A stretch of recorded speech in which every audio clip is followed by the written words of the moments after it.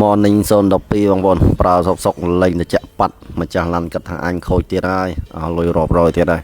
តែធៀបពិតមកដល់ខ្ញុំវាអត់ខូចម៉ាស៊ីនចាក់ទេបងប្អូនវាបាត់ប្រព័ន្ធភ្លើងចឹងហើយថ្ងៃនេះចេញមកធ្វើប្រព័ន្ធភ្លើងហើយក៏ឆ្លៀតថតវីដេអូចែកម្លែបងប្អូនបន្តិចឡាននេះបញ្ហាវាបាត់ប្រព័ន្ធភ្លើងចូលទៅកុំព្យូទ័របងប្អូនឡានខូចបងប្អូនវាមានបញ្ហាច្រើនបញ្ហាខ្លះទៅធ្ងន់បញ្ហាខ្លះទៅស្រាលសំខាន់យើងធ្វើឲ្យចំកន្លែងមកវាបើយើងធ្វើអត់ចំកន្លែងមកវាការងារតិចវាទៅជាធ្ងន់ណាបងប្អូនហើយសំខាន់ឡានភ្ញៀវមកដល់វាបាត់ត្រជាក់មិនមែនវប់ឡើងឲ្យយើងដោះយើងរុះយើងរើយើងធ្វើទេមកដល់គឺយើងចាប់ពោះសិនព្រោះបាត់ត្រជាក់វាមានបញ្ហាច្រើនបងប្អូនវាលិចហ្គាសអស់ក៏វាធ្វើឲ្យលេងត្រជាក់គុំធ្វើយើងលេងដើរវាបាត់ប្រព័ន្ធភ្លើងក៏វាអត់ដើរអូនិយាយរួមទៅច្រើនមែនតើដាច់តែប្រសិទ្ធបង្កក៏វាអត់ដើរដែរតែសំខាន់មកដល់គឺយើងឆែកតាមបច្ចេកទេសរបស់យើងគឺយើងមើលពីដើមពីតិចទៅច្រើនបងប្អូនមិនវប់ឡើងគឺយើងរើទេឡានក៏មកដល់ខ្ញុំបោះទៅគឺហ្គាសអត់បាត់ទេបងប្អូនហ្គាសរបស់គាត់នៅមានណានៅមានអត់បាត់ទេហើយឡានគាត់មកបងប្អូនយើងប្រឆេះយើងបើកម៉ាស៊ីនចាក់គឺកុំសើអត់ដើរទេអាឡៃដែលខ្ញុំច្អល់ហ្នឹងគឺក្បាលបឺតរបស់វាណាកាលណាវានៅត្រឹងអញ្ចឹងបានថាវាអត់ដើរបងប្អូនក្បាលបឺតវាអត់ដើរហ្នឹងបានថាវាអត់មានប្រព័ន្ធភ្លើងចូលទៅបជាកុំសើឲ្យដើរកាលណាតែហ្គាសមានកុំសើដើរបើថាកុំសើវានៅល្អគឺវាត្រជាក់ឲ្យបងប្អូនហើយសម្រាប់ពណ៌ Morning Zone 12នេះវាមិនមែនដូចឡានគេផ្សេងទូទៅទេឡានខ្លះអាឡែនឹងវាសិវាដាក់នៅខាងក្រៅចឹងយើងអាចបោះដឹងតែអានេះអត់ទេបងប្អូនអាឡែក្នុងសិបវាគឺវាប្រកបនៅក្នុងប្រអប់បជារបស់វាហ្នឹងហើយអាឡែវាក៏អត់ងាយខូចដែរបងប្អូនអត់ងាយខូចទេចឹងយើងបោះអត់បានទេហើយយើងមានវិធីយើងធ្វើផ្សេងទៅទៀ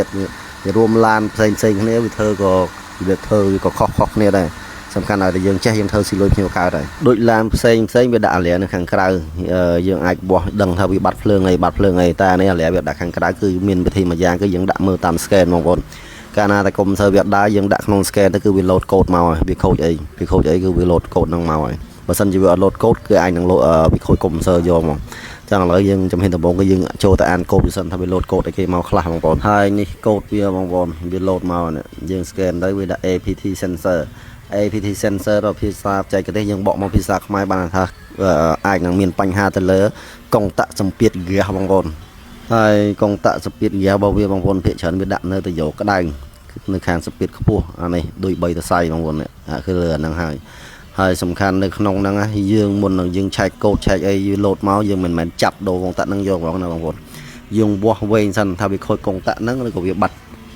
ភ្លើងចូលអញ្ចឹងណាបងប្អូនមិនមែនថាដាក់តាម scan ឃើញឡូតកូដហ្នឹងហើយដោះដូរអាកុងតាក់ហ្នឹងឲ្យគេភ្លាមទេមិនមែនទេបងប្អូនតើយើងវាស់វែងមកខ្សែវាមកគ្រប់គ្រាន់ហើយបើយើងដោះកុងតាក់ហ្នឹងដូរតាមក្រោយហើយអាខ្សែ3តសៃហ្នឹងបងប្អូនវាមានខ្សែម៉ាស់មួយតសៃភ្លើង5វ៉ុលមួយតសៃហើយនឹងមួយតសៃទៀតគឺសញ្ញាបជាទៅប្រអប់បជាបងប្អូនវាវាស់សម្ពាធគេហើយវាបជាសញ្ញាទៅប្រអប់បជាអាខ្សែភ្លើង5វ៉ុលហ្នឹងក៏ចេញពីបតបជាមកដែរបងប្អូនដល់ពេលយើងវាស់យើងដាក់យើងវាស់មកថាភ្លើង5វ៉ុលវាមានមកដល់អត់ដល់ពេលយើងវាស់ទៅគឺអត់មានភ្លើង5វ៉ុលមកដល់ទេបងប្អូនអញ្ចឹងបញ្ជាក់បានថាឡាននេះវាបាត់ភ្លើង5វ៉ុលចូលហើយបានវាធ្វើឲ្យកុំព្យូទ័រយើងអត្តនាការបងប្អូនហើយក្នុងករណីនេះវាមាន2បងប្អូនទី1គឺវាអាចនឹងដាច់ខ្សែ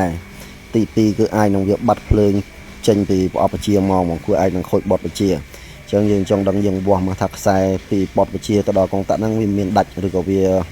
ាអត់ដិតនាតន័យអត់បើសិនជាយើងវាស់ខ្សែពីបតបជាចូលទៅដល់កុងតាក់ហ្នឹងមកដល់ហើយវាមានមកដល់ហើយគឺវាអាចនឹងខូចបតបជាហ្នឹងយកហ្មងតែគាត់ណាបតបជាវាគាត់ហ្នឹងដូចជាកម្រខូចអាភ្លើង5វ៉ុលហ្នឹងវាកម្រខូចវាមានបងប្អូនវាមិនអត់ទេគាត់ណាវាកម្រអញ្ចឹងណាហើយខ្ញុំវាស់ទៅគឺបងប្អូនឡាននេះវាដាច់ខ្សែមែនខ្ញុំចាក់ពីខ្សែហ្នឹងខ្ញុំវាស់ direct មកមួយបតបជាគឺអត់មានខ្សែទៅដល់នោះទេបងប្អូនបើសិនជាយើងបោះចេះហើយនេះបងប្អូនហេបើយើងបោះចេះហើយបើសិនជាខ្សែយើងចាក់ពីក្បាលមកជាហៀងទៅមកជាហៀងមកបងប្អូនដល់បើសិនជាវាអត់មានសញ្ញាគឺបានថាវាដាច់ហើយបងប្អូនហើយសួរថាខ្សែហ្នឹងមិនបានខ្ញុំដឹងថាវារត់ពីណាទៅណាបងប្អូនគឺយើងមានប្រដាប់ប្រើប្រាស់យើងមានកម្មវិធីយើងមើលខ្សែភ្លើងវាបងប្អូនសៃម៉ាខ្សែភ្លើងឡានផ្សេងវាខុសគ្នាបើសិនជាយើងអត់មានកម្មវិធីទាំងអស់នេះជំនួយទេបងប្អូនគឺយើងមិនដឹងថាខ្សែវាពណ៌អីបងប្អូនរត់ពីណាទៅណាចូលជាងលេខប្រមាណគឺយើងអត់ដឹងទេតែដូចខ្ញុំមានអានេះចឹងហើយខ្ញុំមើលតាមកម្មវិធីគេនឹងមកគឺខ្ញុំធ្វើតាមនឹងបានហើយបងប្អូនហើយឥឡូវយើងវាស់ឃើញកំហុសវាដាច់ខ្សែហើយបងប្អូនហើយបងប្អូនមើលខ្សែវារត់តាំងពីដូចហ្នឹងរហូតចូលទៅប្រកបក្នុងខ្សែហ្នឹងបងប្អូនបើសិនយើងអង្គុយរុះរើរកខ្សែហ្នឹងដឹងថាយូរហើយបងប្អូនតែប៉ិតអានេះបើតាមក្បួនបុកគេមានប្រដាប់ខ្ញុំឃើញគេមានលក់នាឡិកាវាស់ខ្សែដាច់ទាំងយើងមិនបាច់រុះស្កុតហ្នឹងតែមុនខ្ញុំឃើញគេផុសហើយឥឡូវវាទៅត្រូវការរកទិញរោមិនឃើញ page គេតែគ្រាន់តែបើតាមខ្ញុំសង្ស័យបងប្អូនកន្លែងដែលវាមានហុំស្កុតអញ្ចឹងវានៅហឺបលេវក្តីជាប់យើងមើលវានៅស្អាតវាមិនងាយដាច់ទេ ភាគច្រើនណាដោយពួកអាហ្នឹងណាវាច្រើនវាដាច់តែនឹងគល់ហ្នឹងទេអាកន្លែងដែលយើងអាសាដោះដាក់ញឹកញាប់គឺវាភាគច្រើនគឺវាដាច់តែគល់ហ្នឹងទេបើសិនទី1បើសិនវាមិនដាច់គល់ទេគឺអាចនឹងមានស្នាមកដៅវាកាត់ឬក៏វាបុកប៉ះអញ្ចឹងទៅវាធ្វើឲ្យដាច់ខ្សែបងប្អូនតែយើងមើលទៅខ្សែទៅដល់ក្នុងគឺនៅស្អាតនៅសំណុំទាំងអស់ទេវាអត់តន់ជាមានបញ្ហាអីធ្វើឲ្យទៅកកិតឬកដៅតកេទេបងប្អូនអញ្ចឹងហើយយើងសន្និដ្ឋានថាវាអាចនឹងដាច់នឹងគល់នឹងច្រើនជាងហើយបើដាច់នឹងគល់នឹងស្រួលហ៊ុនបើសិនបើដាច់ត្រឹមគល់យើងចាប់ខ្សែនឹងយើងទាញមកគឺរបូតមកភ្លុចហ្មង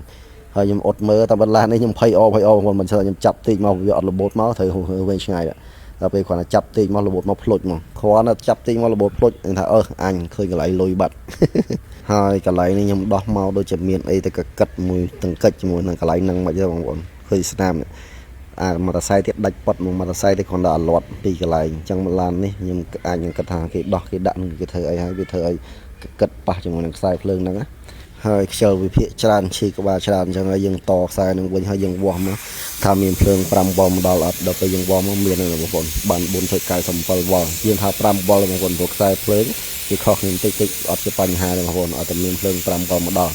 ប៉ុណ្ណឹងគឺស៊ីលុយហើយចង់ដឹងយើងបឆេះឡានហើយយើងដាប់ដូចនឹងចូលវិញមើលតើវាដើរអត់តែដើរគឺបានលុយហើយបងប្អូនដាក់ផ្លឹបមកបងប្អូនឃើញទេគាត់ដល់ផ្លឹបកុំសើដើរព្រមហើយតែកុំសើដើរប៉ុណ្ណេះហើយមិនលុយសតហើយទេអីហ្នឹងហើយបងប្អូនការងារជាងភ្លើងមានតែប៉ុណ្ណឹងកំហូចបន្តិចហ្នឹងដាច់ខ្សែតែម៉ាតាស័យតែមុននឹងយើងវិភាគយើងរកកំហូចឲ្យភ្ញៀវដឹងថាដាច់ខ្សែកន្លែងហ្នឹងម៉ាតាស័យបងប្អូនរៀនរាប់ឆ្នាំតខ្សែម៉ាតាស័យហ្នឹងឥឡូវយើងដាក់ឲ្យគាត់ឲ្យវាត្រជាក់ឡើងវិញហើយតែគាត់អាឡានគាត់នេះគាត់ត្រជាក់ស្ទើរហើយចឹងខ្ញុំធ្វើមិនខ្ញុំមើលហ្គាសមើលប្រេងឲ្យគាត់ដាក់ឲ្យគាត់មកត្រជាក់រួញមកវិញមកហើយបងប្អូនការងារ